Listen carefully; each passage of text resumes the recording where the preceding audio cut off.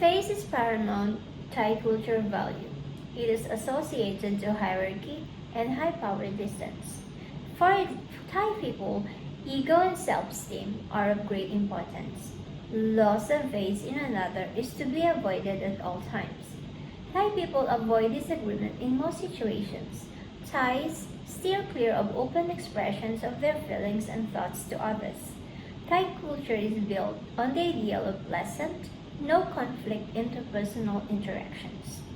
As a result, learning English is hard, for students are reluctant to speak with each other with a fear of losing face to their classmates. Expressing their own opinions and ideas may contrast other people's pride, which may lead to losing face. Thai people still find it hard to voice out their ideas openly, especially when their ideas are challenged with disagreement because social harmony is highly emphasized among Thais. Teachers obey their superior with no questions.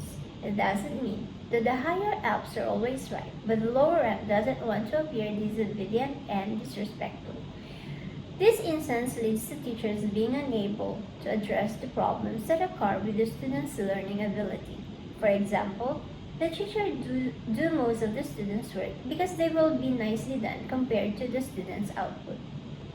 In this regard, teachers should enhance not only skill set but also the cognitive and affective dimensions, the minds and the hearts, the values, perspectives of teachers and educationalists. A teacher should be open to change but should also incorporate culture to their teaching values and strategies. Key educational leaders should develop programs that will provide teachers training when teachers learn cross-cultural component. As a teacher, for more than a decade here in Thailand, I have adapted to the Thai's ways of life.